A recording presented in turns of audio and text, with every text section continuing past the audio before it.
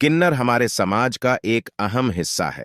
अक्सर शुभ अवसरों, शादी ब्याह, बच्चों के जन्म जैसे खास मौकों पर किन्नरों द्वारा घर में आकर नाच गाना करने और दक्षिणा लेने की परंपरा है।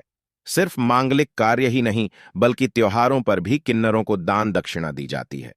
कहा जाता है कि किन्नरों पर ईश्वर की विशेष कृपा होती है। इनकी दुआएं बहुत शुभ होती हैं। किन्नरों का आशीर्वाद पाने से जीवन सुखी होता है। यही वजह है कि लोग किन्नरों को दिल खोलकर दान करते हैं। लेकिन यदि किन्नर नाराज हो जाएं और किसी को गुस्से में बद्दुआ दे दें, तो ये बहुत ही अशुभ होता है। मान्यता है किन्नर की बद्दुआ यदि किसी को लगती है, तो उसके घर परिवार पर संकट आने लगता है। किन्नरों के आशीर्वाद और बद्दुआ दोनों ही आखिर क्यों प्रभावशाली माने गए हैं? आइए जानते हैं। किन्नरों के आशीर्वाद से आती है बरकत। किन्नरों के आशीर्वाद से जीवन में खुशियां आती हैं। ऐसा इसलिए क्योंकि उन्हें प्रभु श्री राम से आशीर्वाद प्राप्त है। मान्यताओं के अनुसार प्रभु श्री राम जब 14 वर्ष का वनवास काटने के लिए अयोध्या छोड़ने लगे, तब उनकी प्रजा और किन्नर समुदाय भी उनके पीछे पीछे चलने लगे थे। तब प्रभु श्री राम ने कहा कि सभी स्त्री और पुरुष वापस लौट जाएं। वहीं 14 साल बाद जब श्री राम वापस अयोध्या लौटे, तो उन्होंने देखा बाकी लोग तो चले गए थे, लेकिन किन्नर वहीं पर उनका इंतजार कर रहे थे। उनकी भक्ति से प्रसन्न होकर प्रभु श्री राम जी ने किन्नरों को वरदान दिया और कहा, तुम्हारा दिया हुआ आशीर्वाद वरदान स्वरूप होगा।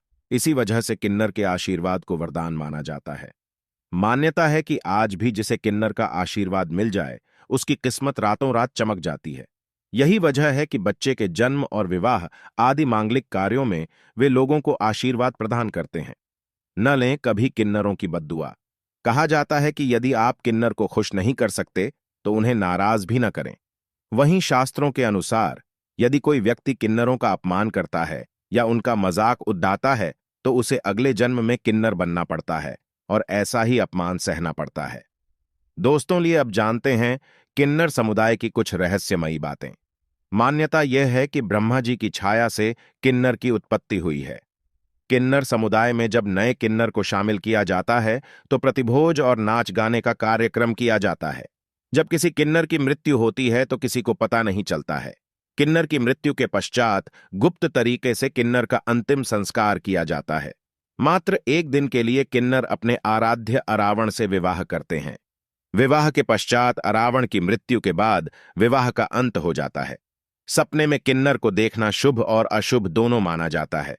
सपने में अगर किन्नर को पैसे दे तो शुभ मन जाता है, इससे धन की प्राप्ति होती है। आम लोगों की शवयात्रा दिन में निकलती है, लेकिन क्या आप जानते हैं कि जब किसी किन्नर की मौत हायती है, तो उसकी रात को शवयात्रा जाती है?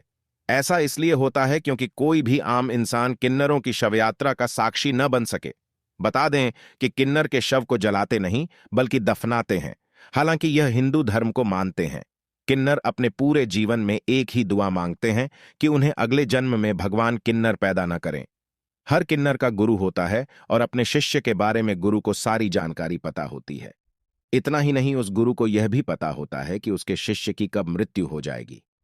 दोस्तों, उम्मीद करते हैं कि आपको यह जानकारी आपको पसंद आई होगी। अंत में चैनल को सब्सक्राइब जरूर कर लें। धन्यवाद।